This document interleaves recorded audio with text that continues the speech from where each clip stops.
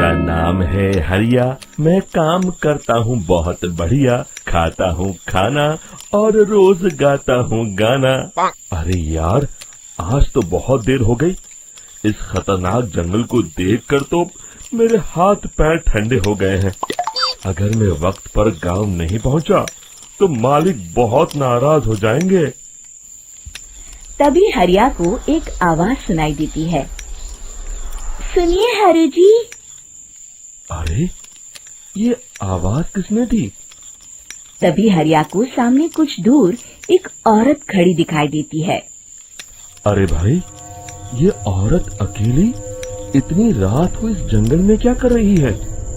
चलकर पूछना पड़ेगा।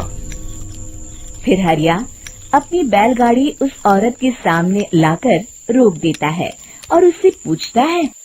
अरे सुनिए, आप इतनी रात को इस खतरनाक जंगल में अकेली क्या कर रही हैं? तभी वो औरत मीठी आवाज में कहती है। अरे हरु जी, आप आ गए। मैं कब से आपका इंतजार कर रही थी। वैसे तो यहाँ से काफी लोग गुजर चुके हैं, लेकिन मैं खास आपका इंतजार कर रही थी। अच्छा, तुम सच कह रही हो? मुझे तो यकीन नहीं हो रहा है।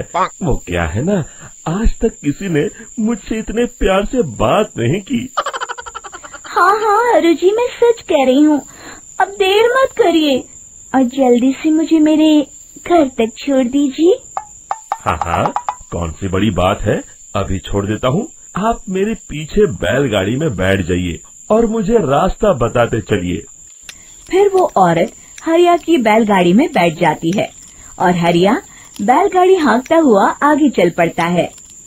फिर उस औरत के बताए हुए रास्ते पर चलते चलते हरिया बैलगाड़ी लेकर एक काली गुफा के आगे आकर रुक जाता है। हरिया उस औरत से पूछता है।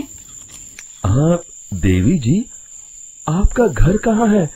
यहाँ तो एक गुफा के अलावा और कुछ नहीं है। तभी अचानक वो औरत हवा में उड़ने लगती है। देखते ही देखते उसका सुंदर रूप एक डरावनी चुड़ैल में बदल जाता है और वो जोर जोर से हंसती है। अरे तू तो एक नंबर का बेवकूफ निकला। तू तो बड़ी आसानी से मेरी बातों में आ गया। अरे मर गया रे, ये तो एक चुड़ैल है। हे भगवान बचा ले, ये तो बड़ी डरावनी दिखाई दे रही है। और फिर अगले ही पल हरिया की बैलगाड़ी में रखा सारा सामान हवा में उड़ता हुआ उस काली गुफा के अंदर चला जाता है और वो चुड़ैल भी उस गुफा के अंदर जाकर कहीं गायब हो जाती है। हरिया ये नजारा देख बुरी तरह घबरा और परेशान हो जाता है। अरे, ये चुड़ैल तो मेरा सारा सामान लेकर गुफा में गायब हो गई। अब क्या होगा? अगर मैं गांव खाली हाथ गया तो मालिक मेरी अच्छी खबर लेंगे। मेरी इस बात का कोई यकीन भी नहीं करेगा। फिर आखिर वही हुआ। हरिया के मालिक चंपक सेठ को हरिया की किसी भी बात पर रत्ती भर भी यकीन नहीं हुआ। चंपक सेठ को लगा हरिया झूठ बोल रहा है और उसने ही लालच में आकर सारा सामान हड़प कर लिया है।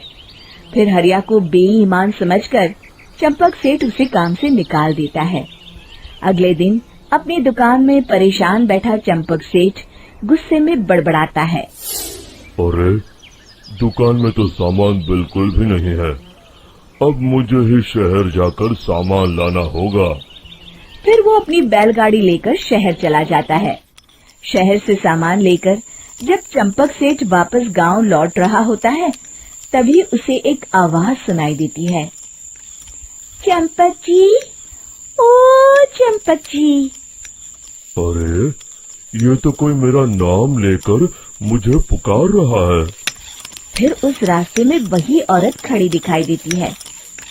फिर क्या था, हरिया की तरह चंपक सेठ भी उस औरत के पास अपनी बैलगाड़ी लेकर जाता है और वो भी उसकी चिकनी चुपड़ी बातों के मोह जाल में फंस जाता है।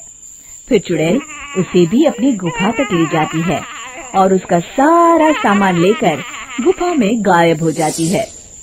बेचारा चंपक सेठ लाचार होकर खाली हाथ गांव लौट आता है। फिर ये उस जंगल में रोज की बात हो जाती है। जो कोई भी शहर से कुछ लेकर गांव की तरफ लौटता, वो चुड़ैल उसे बेवकूफ बनाकर उसका सारा सामान लेकर गुफा में गायब हो जाती। एक दिन हरिया एक लकड़हारे को उसी जंगल की तरफ जाते हुए देखता है। फिर हरिया उसे रोकते हुए कहता है, अरे भाई, क्यों अपनी मौत को दावत दे रहे हो? मेरी बात मानो, आगे जंगल में मत जाओ, वहाँ एक बड़ी भयानक चुड़ैल रहती है। लकड़हारा हरिया की बातों को नजरअंदाज करते हुए कहता है, अरे भाई, मुझे पहले ही बहुत देर हो चुकी है, मुझे जाने दो भाई। शाम तक लकड़ियाँ काट कर शहर के बाजार में बेचना है। तुम अपनी ये कहानी किसी फुर्सत में बैठे इंसान को सुनाओ, मैं तो चला।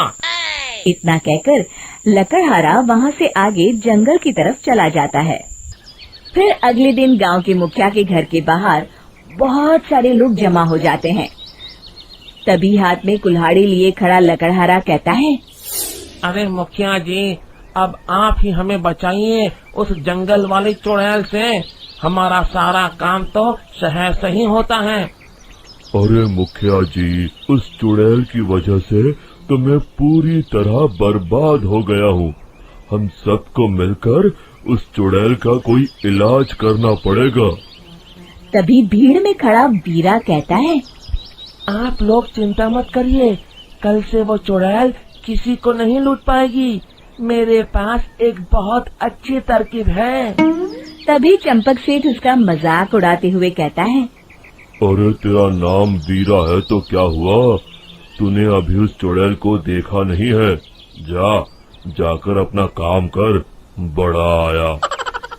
तब मुखिया जी कहते हैं, नहीं चंपक सेठ, मुझे लगता है हमें इस लड़के को एक मौका देना चाहिए।